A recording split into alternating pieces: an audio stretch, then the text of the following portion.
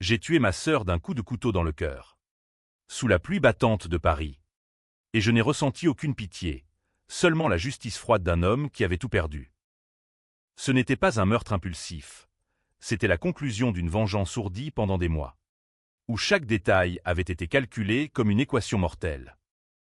Et le plus ironique, elle m'avait écrit ce message fatal depuis son lit d'hôpital. Pensant me narguer une dernière fois. Sans savoir que je tenais déjà les preuves qui la damneraient aux enfers. Je m'appelle Alexandre Duval. Et si vous lisez ceci, c'est que ma confession a enfin percé les murs de silence que j'ai érigés autour de ma vie. Paris. Cette ville des lumières éternelles. M'a vu naître en 1985. Dans le quartier ouvrier de Belleville. Où les odeurs de pain frais se mêlaient à celles de l'urine dans les ruelles sombres. Mon père, un ancien docker au port de Gennevilliers, nous avait laissé un legs maigre, un entrepôt délabré sur les berges de la Seine. À Saint-Denis, que personne ne voulait. Ma sœur, Isabelle, et moi l'avions hérité à parts égales après sa mort brutale en 2010, un accident de camion qu'on avait qualifié de malchance. Mais que j'avais toujours soupçonné d'être plus sinistre. Isabelle était l'aînée. De 5 ans mon aînée. Avec ce sourire carnassier qui masquait une ambition vorace. Elle avait toujours été la favorite de notre mère. Cette femme effacée qui s'était fanée comme une rose sous la pluie normande. Isa est faite pour briller, disait-elle. Tandis que moi, le cadet rêveur, je passais mes journées à réparer des moteurs dans l'ombre de l'entrepôt. J'y avais investi tout, mon temps, mes économies, ma sourre. J'y stockais non seulement des pièces automobiles volées, un commerce gris que j'avais développé pour survivre, mais aussi un secret que personne ne connaissait, sous le plancher pourri. J'avais découvert des caisses remplies de documents nazis volés pendant la Libération. Des artefacts que des collectionneurs discrets payaient des fortunes au marché noir.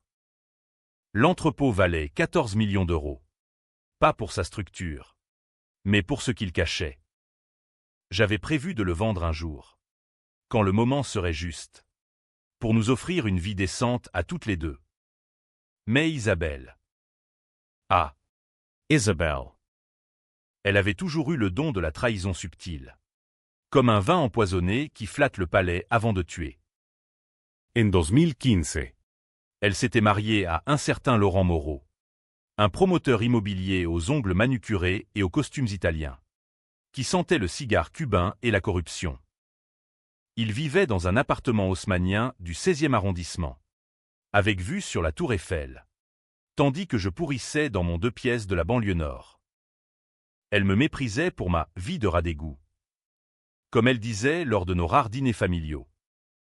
Pourtant, quand Laurent avait été accusé de fraude fiscale en 2018, un détournement de 2 millions d'euros sur un projet de luxe à la Défense, c'est moi qu'elle avait appelé au milieu de la nuit. Alex, tu dois m'aider. Nous devons nous aider. Sa voix tremblait au téléphone. Un mélange de larmes et de calculs. Laurent risquait 20 ans de prison. Leur empire s'effondrait. Elle m'a supplié de prendre le blâme. J'irai en tôle pour blanchiment. En échange d'une somme rondelette, 500 000 euros cash. Versés sur un compte offshore. C'est temporaire. Frangin. Tu sors en 3 ans. Et on partage tout. J'ai hésité. Bien sûr. Mais le sang est plus épais que l'eau. Non. Et puis, j'aimais cette garce. Malgré tout. J'ai plaidé coupable devant le tribunal de Bobigny.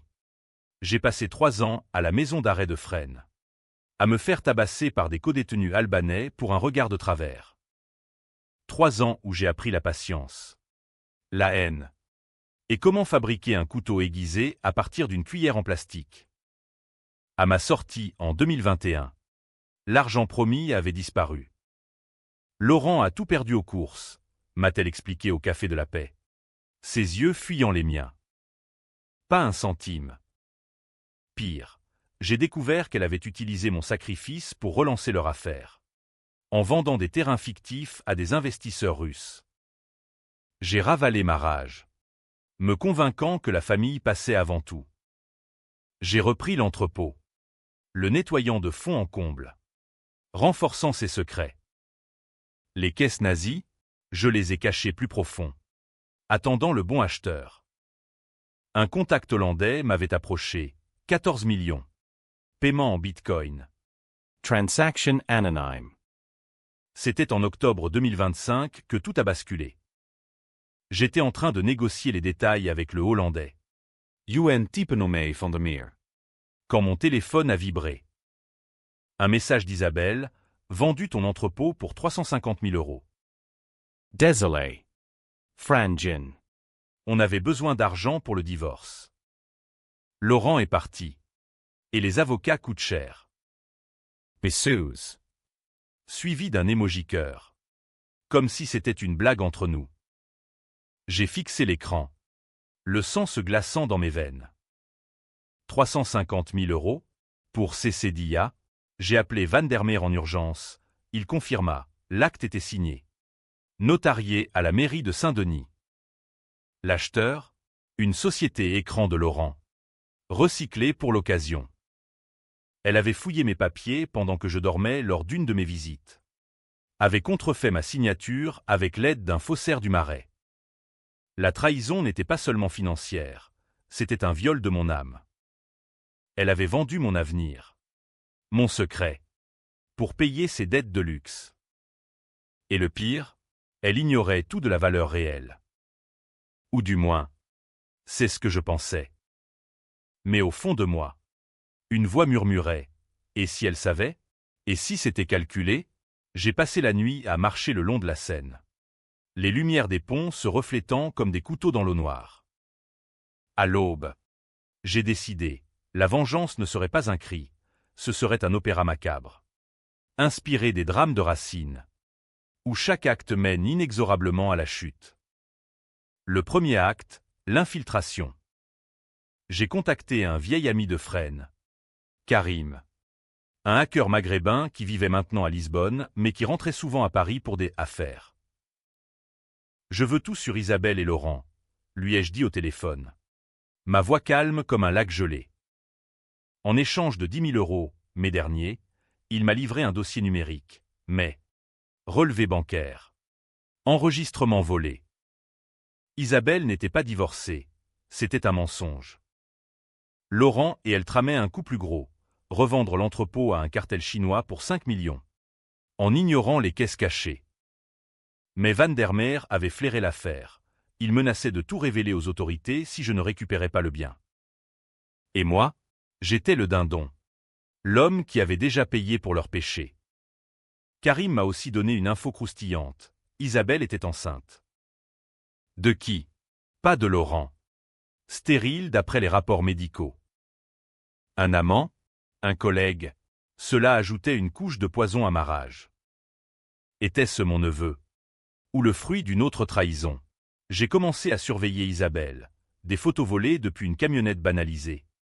Garée sous les platanes de l'avenue Foch. Elle se pavanait. Ventre arrondi sous son manteau Chanel. Ignorant que son frère la traquait comme un loup. J'ai saboté subtilement. Un appel anonyme à son obstétricien pour semer le doute sur sa grossesse à risque. Une lettre de menace glissée dans sa boîte aux lettres. Signée « Le fantôme de Fresnes ». Elle a pâli. A renforcé sa sécurité. Mais je voyais la peur dans ses yeux lors de nos réconciliations forcées au téléphone. Le deuxième acte s'est cristallisé en novembre. Lors d'une tempête qui a inondé les quais. J'ai rencontré Laurent dans un bar miteux de Pigalle. Prétextant une discussion fraternelle. Il était saoul. Son col de chemise taché de rouge à lèvres. Ton entrepôt? Une aubaine. Alex. Isabelle a bien fait. T'aurais tout perdu avec tes magouilles. Il a ri. Révélant sans le savoir qu'il savait pour les caisses, un contact nazi français les avait évalués à 12 millions nets. Il prévoyait de les extraire et de les vendre à des enchères privées à Genève. Ma main a tremblé sur mon verre de Calva. Mais je n'ai pas frappé. Pas encore. Au lieu de cela, j'ai glissé un somnifère dans son verre. Les traîné jusqu'à ma Clio. Et les attaché dans l'entrepôt même, ironie du sort. Là. Dans l'obscurité humide. Je l'ai interrogé comme un inquisiteur. Dis-moi tout, ou je te laisse pourrir ici avec les rats. Il a craqué vite. Isabelle avait tout orchestré. Depuis le début. Le « divorce » était une couverture pour blanchir l'argent nazi via une fondation caritative bidon. Et la grossesse? Un enfant de commande. Acheté à une mère porteuse ukrainienne. Pour humaniser leur image auprès des investisseurs. Elle te déteste. Alex. Pour Fresne. Pour avoir ruiné sa vie, par jalousie, point. Jairi. Un rire qui sonnait comme un sanglot. Laurent a supplié. Promis départ. Mais je l'ai laissé ligoter. Avec juste assez d'eau pour survivre 3 jours. Réfléchis à ta trahison, lui ai-je murmuré en sortant. Verrouillant la porte rouillée. Pendant ce temps, Isabelle commençait à flipper. Des appels paniqués. Alex. Quelqu'un me suit. Et Laurent a disparu. Je jouais l'innocent. L'offensé qui pardonnait. Viens à l'entrepôt. Issa. On réglera ça en famille. Elle a mordu à l'hameçon. Arrivant un soir de décembre. Emmitouflée dans son cachemire.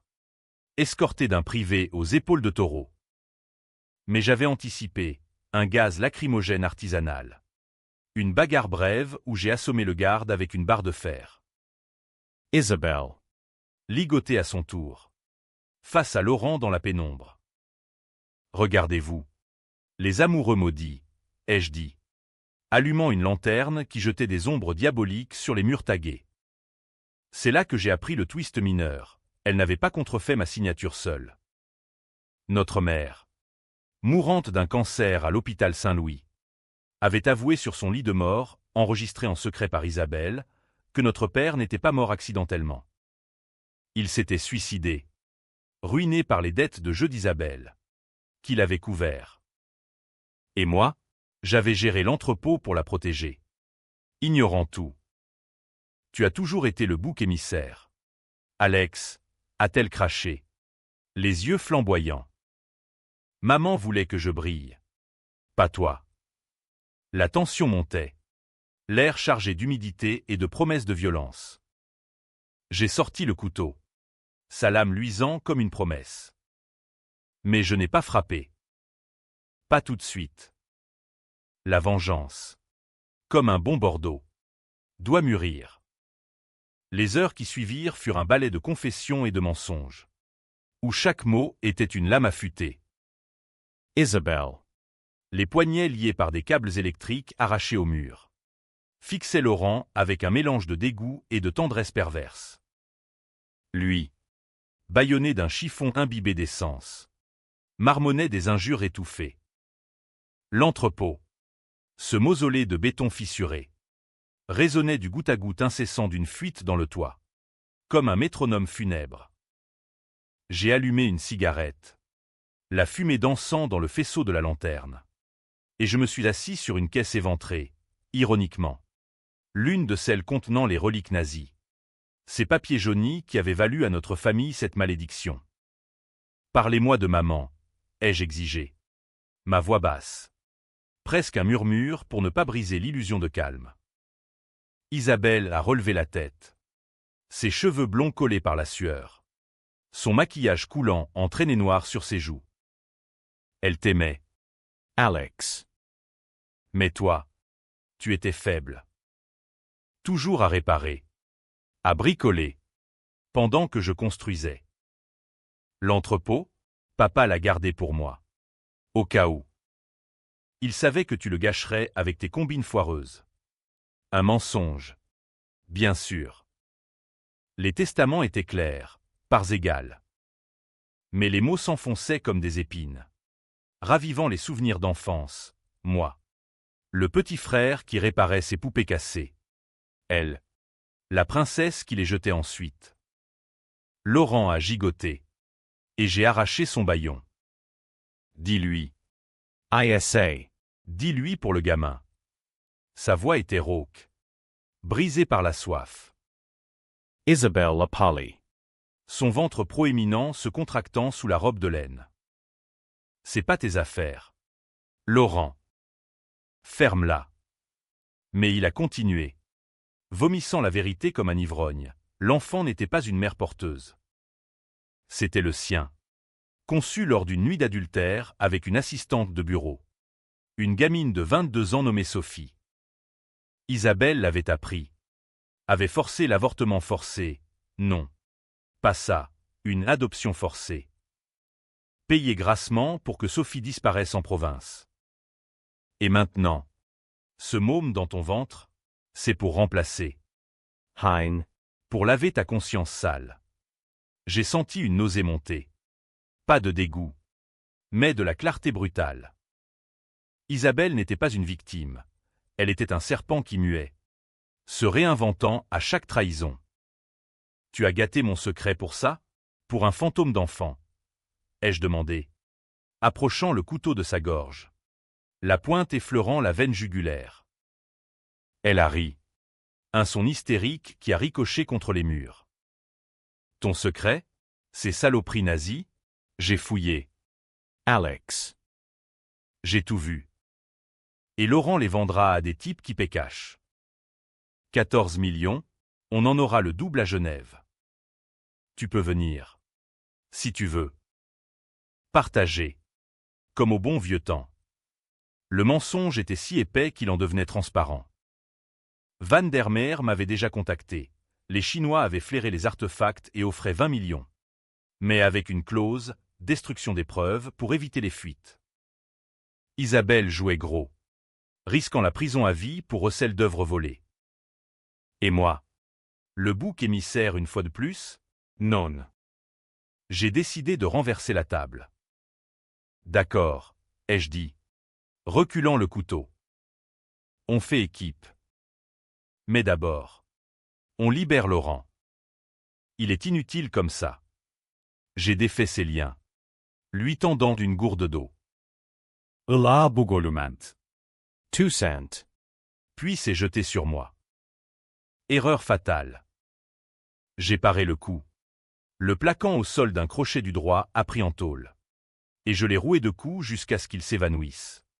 Le nez en sang. Isabelle Hurlate. Arit.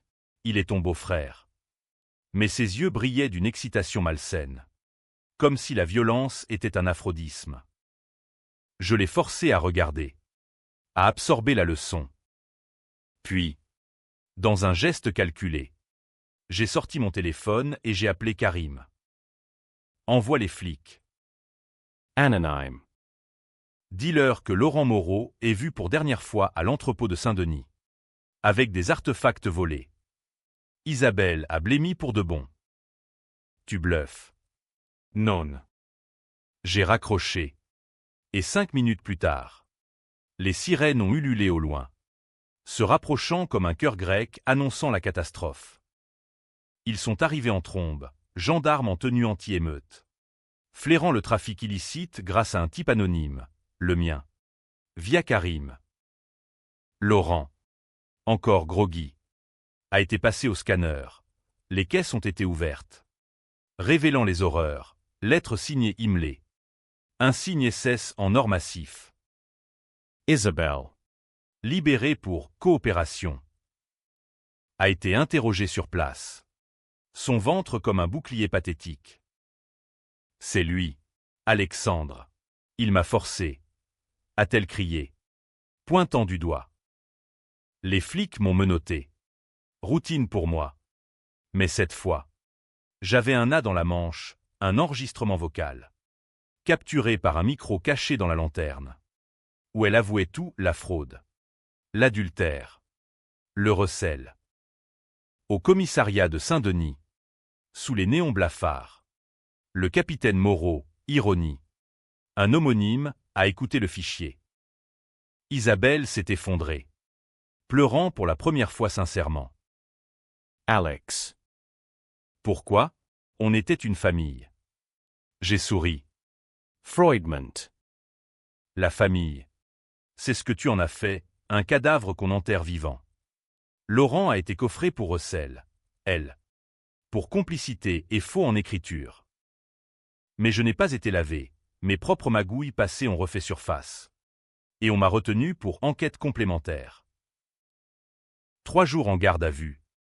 Où j'ai ruminé le 3e acte. Libre sous caution payé par Vandermeer. Qui voulait son dû?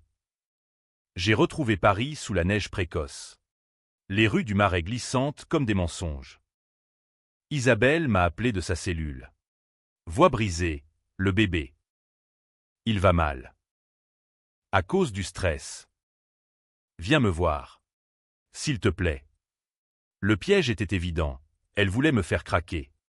Me faire avouer une complicité pour alléger sa peine. Mais j'y suis allé. Au parloir de la prison de Fleury-Mérogis. Face à elle derrière la vitre blindée. Son ventre semblait plus gros. Où était-ce l'illusion? J'ai menti pour tout, a-t-elle murmuré. Les caisses? Je les ai cachées ailleurs. Pour nous. Pardonne-moi. Un nouveau twist, elle avait déplacé les artefacts avant la descente. Les stockant dans un garage de banlieue. Mur pour la vente. Et le père du bébé? Moi. Un test ADN falsifié. Mais non, lors d'une nuit d'ivresse après ma sortie de Fresnes. Nous avions couché ensemble. Un réconfort fraternel, tordu par le vin et la solitude. C'est ton enfant. Alex. Notre secret ultime. Le choc m'a traversé comme un courant électrique. Inceste. Trahison. Heritage Maudit. J.I.R. Un son qui a fait reculer le gardien. Alors.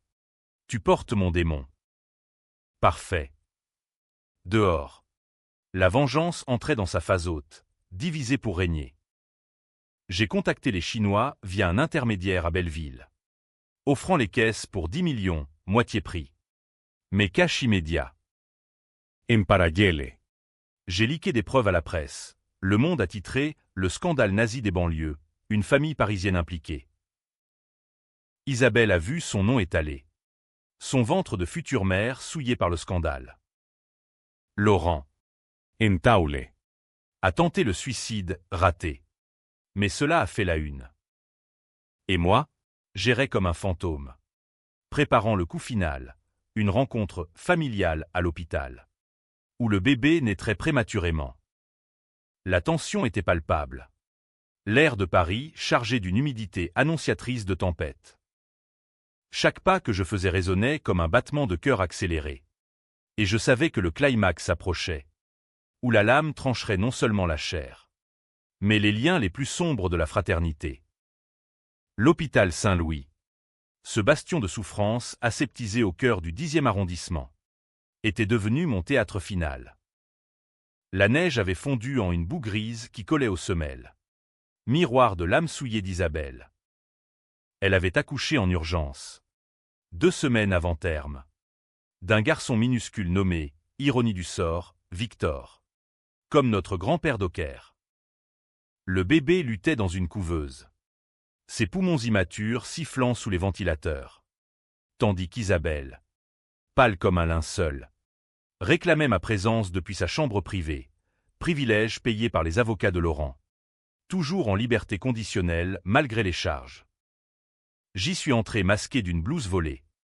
Un stéthoscope autour du cou pour passer inaperçu parmi les internes épuisés. Elle était là. Entourée de fleurs fanées et de moniteurs bipants comme des bombes à retardement.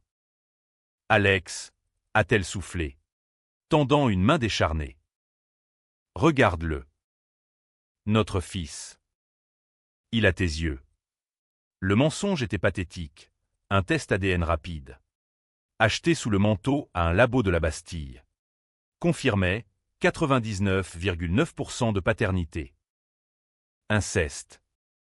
Le tabou ultime. Enfoui sous des années de non-dit. Comment avait-ce pu arriver? Cette nuit-là. Après Fresnes. Quand elle m'avait consolé avec du champagne et des promesses. C'était calculé? Ou un accident dans le tourbillon de la douleur? Je me suis assis.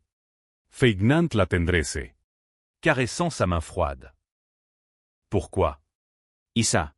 Pourquoi tout détruire? Elle a fermé les yeux. Une larme coulant sur sa joue. Parce que tu m'as volé ma vie. Friends? C'était ton choix. Pas le mien. Mais papa. Il s'est tué à cause de moi. Oui. Et toi? Tu as pris l'entrepôt comme un trophée, ignorant que c'était mon salut. Son récit se dévidait comme un fil empoisonné. Enfant. Elle avait volé pour payer ses rêves de mode à l'école du Perret. Nos parents couvrant tout. L'entrepôt était leur fonds d'urgence. Rempli non seulement de pièces auto, mais de bijoux volés qu'elle y cachait. Les nazis rient, un bonus découvert par hasard, qu'elle avait gardé secret pour son propre profit. La révélation m'a frappé comme un uppercut. J'avais géré un nid de vipères sans le savoir. Et le bébé? Ai-je demandé, la voix tremblante malgré moi. Elle a souri faiblement. Un accident. Mais maintenant, c'est notre chance. Sors-moi d'ici. Alex. On fuit en Suisse. Vend les caisses. Élève Victor loin de ce merdier. Le plan était tentant. Un tapis haine tordu où la famille se reformait dans le sang et l'or. Mais la haine était plus forte. Un feu qui consumait tout. J'ai hoché la tête. Sortant une seringue de ma poche, du propofol volé à la pharmacie de l'hôpital. Dosage létal pour une femme affaiblie. Je t'aime. Frangin, a-t-elle murmuré alors que je l'injectais dans la perf. Ses yeux se sont écarquillés. La panique montant. Qu'est-ce que... J'ai plaqué ma main sur sa bouche. Chuchotant, c'est pour papa. Pour Fresne. Pour l'entrepôt.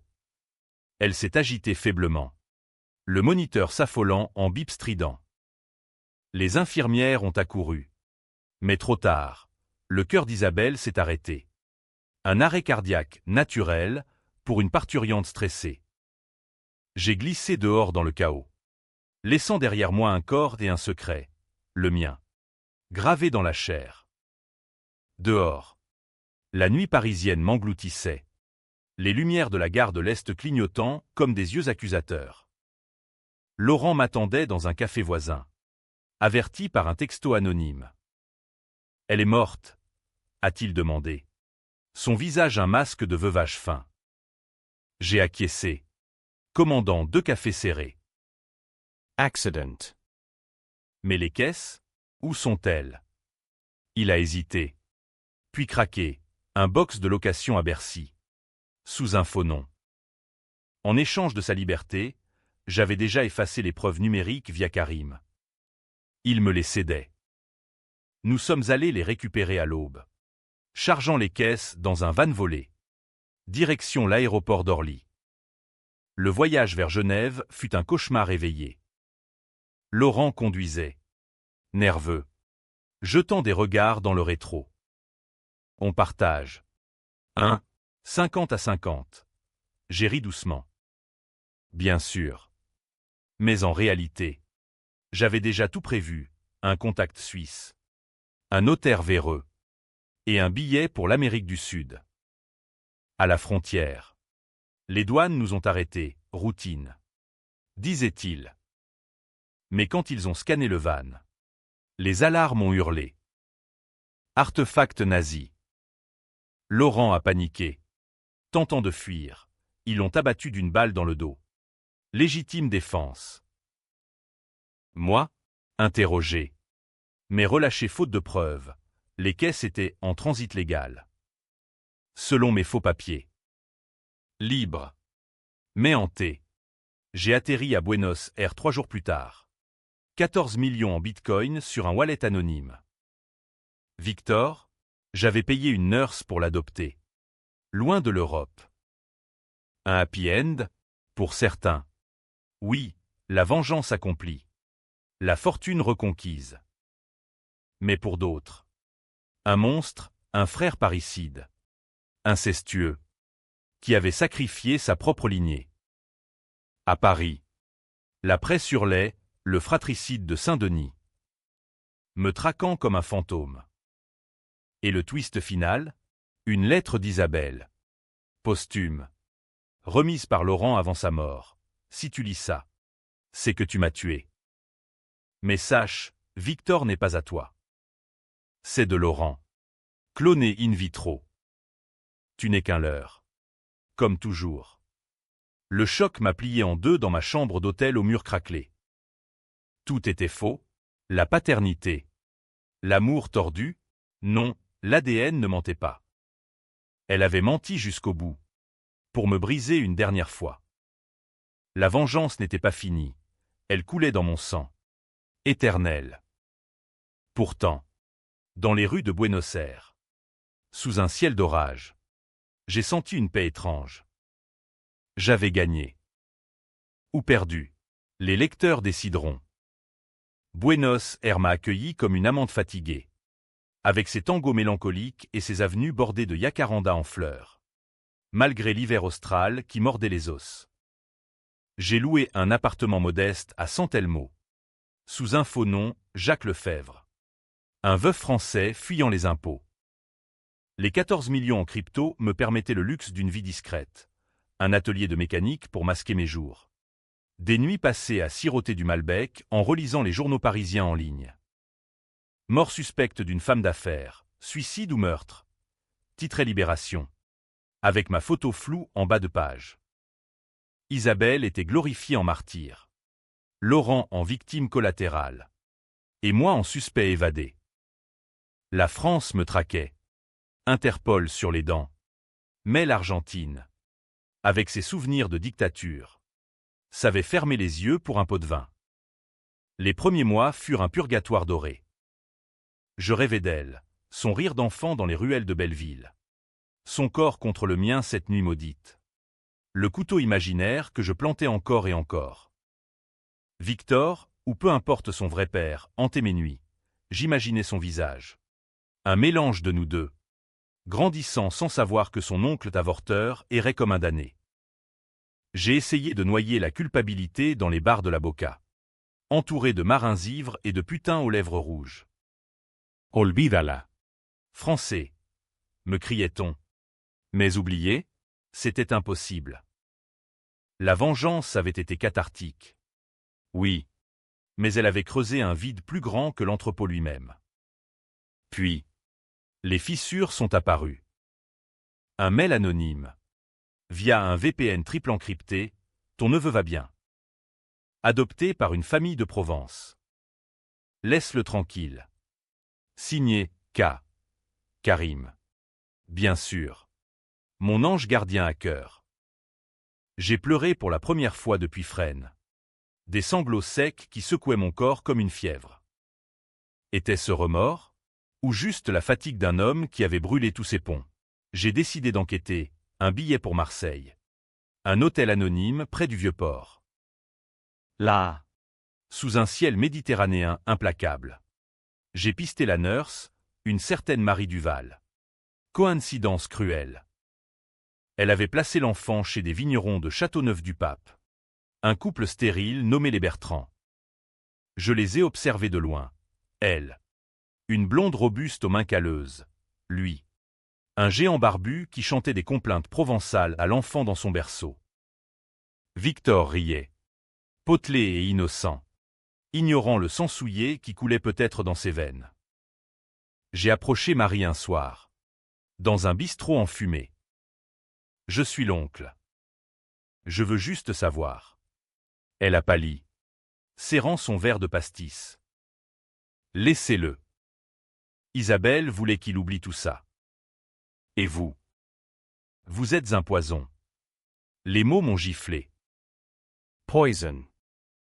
C'était vrai. J'ai reculé, fuyant vers l'aéroport. Mais pas avant d'avoir glissé une enveloppe de 50 000 € dans leur boîte aux lettres. Un legs anonyme pour le neveu. De retour à Buenos Aires. La paranoïa s'est installée. Des ombres dans les ruelles. Des appels muets sur mon burner phone. Était-ce Interpol? Ou pire? Un émissaire des Chinois. Furieux d'avoir perdu les caisses, j'ai dépensé une fortune en sécurité, caméra, armes. Un garde du corps ex-militaire nommé Diego. Mais la vraie menace venait de l'intérieur, des flashbacks où Isabelle me suppliait. Où Laurent agonisait. Où le couteau, réel. Cette fois, luisait sous la pluie. J'ai commencé une thérapie clandestine. Avec un psy argentin qui ne posait pas de questions sur les visas. La vengeance est un cercle. Señor. Vous devez le briser. Facile à dire. Le twist s'est révélé en mars 2026. 6 mois après l'hôpital. Un colis est arrivé, une clé USB et une lettre manuscrite. De la part d'Isabelle. Lis avant de juger. La voix de Karim. Encore lui. Sur la clé. Des vidéos, pas des pornos sordides. Mais des enregistrements d'Isabelle en thérapie. Seule face à une caméra. Alex me hait. Et il a raison. J'ai tout volé, son temps en prison. Son amour. Son secret. Mais papa. Il s'est suicidé non pour mes dettes. Mais parce qu'il était nazi. Ses caisses, son héritage personnel. Caché pour nous protéger. J'ai vendu l'entrepôt pour l'empêcher de le découvrir. Pour nous sauver du scandale. Le bébé? Pas inceste. Fausse couche forcée par Laurent. Qui voulait un héritier pur. J'ai menti pour le piéger. Mon monde s'est écroulé. Isabelle n'était pas le monstre, elle était le bouclier. Elle avait vendu à perte pour enterrer notre passé. Pour que je ne devienne pas comme papa, un monstre en uniforme. Le meurtre, un accident tragique d'une vengeance mal fondée. J'ai vomi, hurlant dans l'appartement vide. Laurent savait, il m'avait manipulé depuis le début. Utilisant ma rage pour éliminer sa femme et s'emparer des caisses via un complice. Mais il était mort. Et les caisses avec lui, saisies par les Suisses comme butin de guerre. La révélation m'a fracturé. Étais-je le vrai traître? J'ai décidé de rentrer. De me constituer prisonnier. Un vol pour Madrid. Puis train vers Paris. Mais à la gare du Nord. L'attente, pas les flics. Mais Van der Meer. Le Hollandais. Un sourire carnassier aux lèvres. Les caisses, récupérées par mes soins. Merci pour le spectacle. Duval. 14 millions. C'est à moi maintenant. Il avait tout orchestré, le type aux douanes. Les fuites presse. Pour me forcer à fuir et lui livrer le butin sur un plateau. La trahison ultime, j'avais vengé un fantôme. Sacrifié ma sœur pour un marionnettiste. La rage renaissait. Plus noire. Plus absolue. La confrontation avec Van der Meer s'est jouée sous la pluie torrentielle de Paris. Le 10 décembre 2025, date que je n'oublierai jamais. Anniversaire de la mort de maman. Il m'attendait dans un entrepôt abandonné près de Bercy. Le même où Isabelle avait caché les caisses avant sa fin. Ironie cruelle, l'endroit puait encore l'humidité et les regrets. Entre. Duval, a-t-il lancé depuis l'ombre. Sa silhouette massive éclairée par un spot improvisé. Hollandaise Purjas. Grand. Blond. Avec un accent guttural qui transformait chaque mot en menace. À ses pieds. Les caisses béantes. Vides de leur poison nazi, vendues. M'a-t-il appris? À un collectionneur anonyme de Tel Aviv pour 18 millions. Tu m'as utilisé comme un pion, ai-je grogné. La main dans ma poche serrant le couteau, le même que j'avais forgé en tôle. Aiguisé pour cette nuit. Il a ri. Allumant un puro cubain volé à Laurent. Et toi? Tu as tué ta sœur pour rien. Elle essayait de te sauver. Pauvre con. J'ai les enregistrements, Karim me les a vendus cher. Le choc m'a paralysé. Mon allié, mon frère d'armes, m'avait trahi pour de l'argent. Van der Meer a continué. Déroulant le fil, il avait contacté Isabelle des mois avant, offrant de nettoyer les artefacts légalement. Elle avait refusé, préférant ma protection. Alors, il avait semé le doute, falsifiant des mets pour la pousser à vendre l'entrepôt, sachant que ma rage ferait le reste. Tu es un monstre, ai-je craché. Avançant d'un pas. La pluie martelait le toit en tôle. Un tambour de guerre. Il a haussé les épaules. Et toi? Fratricide. Inceste suppose. Voleur. La France te pendra. Mais pas avant que j'aie mon dû. Il voulait la moitié de ma fortune crypto, 7 millions, pour son silence. Rufus. J'ai bondi. Le couteau jaillissant comme une vipère. Il apparaît. Son poing s'écrasant sur ma mâchoire. M'envoyant valser contre une caisse. Nous nous sommes battus comme des chiens. Coups de latte. Griffures. Le sang se mêlant à l'eau qui ruisselait des fuites. Il était plus fort. Mais j'étais plus désespéré. Un coup de genou dans les couilles. Puis la lame s'enfonçant dans sa cuisse. Tranchant l'artère fémorale. Il s'est écroulé. Gargouillant. Les yeux écarquillés de surprise. Tu paieras. J'ai enfoncé plus profond. Murmurant, comme elle. Le sang giclait. Chaud et visqueux. Et pour la première fois, j'ai vu la mort non comme une justice, mais comme un miroir, son visage se tordant était le mien. 20 ans plus tôt. En tôle. Je l'ai laissé vider son dernier souffle. Puis j'ai incendié l'entrepôt, un bidon d'essence. Une allumette. Et les flammes ont dévoré les preuves. Illuminant la nuit comme un bûcher. Fuir. Inutile. J'ai marché jusqu'à la Seine. Le couteau jeté dans les eaux noires. Et j'ai appelé les flics depuis un téléphone public. C'est Alexandre Duval. Je me rends pour le meurtre de ma sœur et de Jean Van der Meer. L'arrestation fut théâtrale, menottes sous les flashs des paparazzis. Une cavalcade de sirènes dans le 12e. Au procès. 6 mois plus tard au palais de justice. La France s'est déchaînée. Avocat vedette. Expert en psychiatrie. Une salle comble où les féministes hurlaient « misogyne » et les nationalistes « traîtres au secret français ». Les preuves, irréfutables, ADN, Enregistrements. témoignage de Karim, qui avait fui au Portugal, mais avait tout liqué pour se couvrir.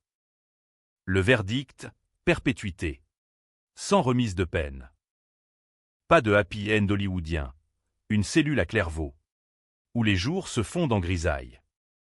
Mais le twist final, celui qui divise encore les commentateurs, la lettre d'Isabelle. Lue en audience, Alex n'est pas un monstre. Il est moi. À un cheveu près. Si vous le jugez, jugez-nous tous. Était-ce absolution ou condamnation? Certains y voient une rédemption fraternelle, d'autres. Une manipulation post-mortem pour me damner avec elle.